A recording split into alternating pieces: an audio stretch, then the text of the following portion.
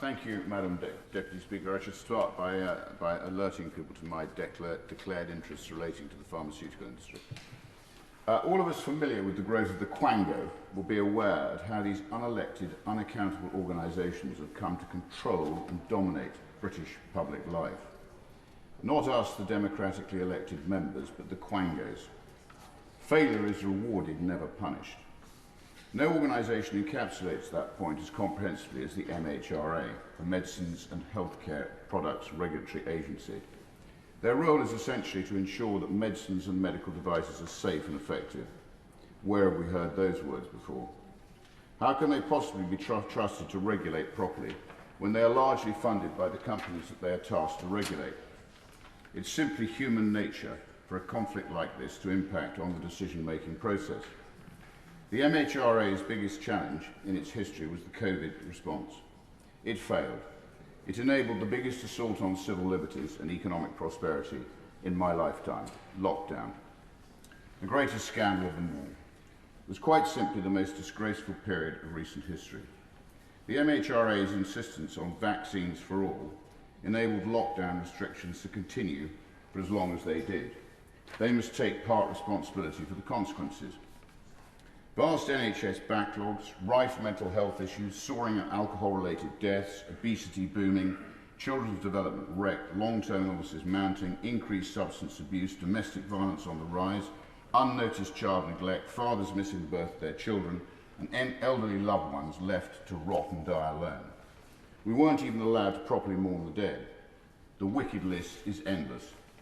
None of it was based on any science, certainly not vaccinating almost the entire population, including disgracefully young children.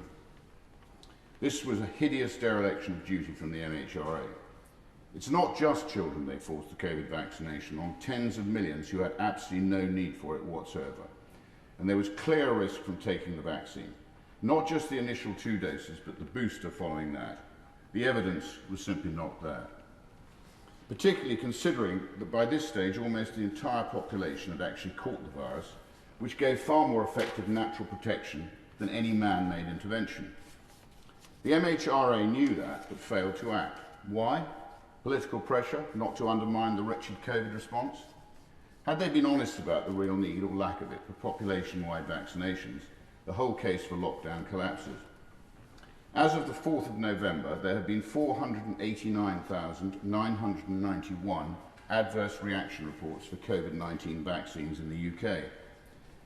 This is just the reported issues. What is the true number?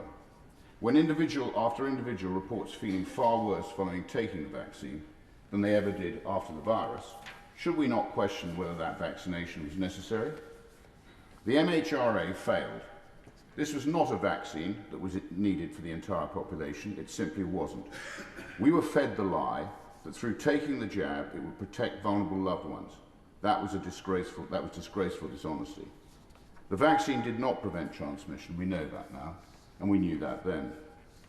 It should always have been a fully free and informed choice. If an elderly man in his 90s believes that the virus poses more of a threat than the vaccine, then let him take it. For almost everyone under 70, that was a risk analysis which fell firmly in the camp of not having the vaccine.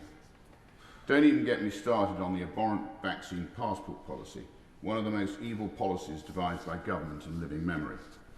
The MHRA should have provided full and transparent data so that the educated adults could make their own decisions for themselves and for their families.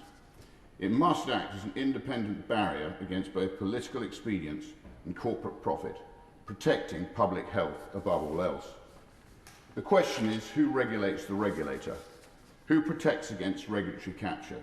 How did the MHRA allow politicians, celebrities and even their own agency to describe these vaccines as safe and effective when yellow card data clearly shows it's not universally safe and certainly not universally effective?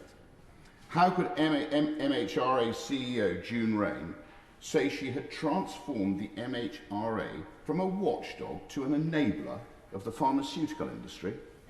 An oxymoron for a watchdog who is meant to safeguard public health.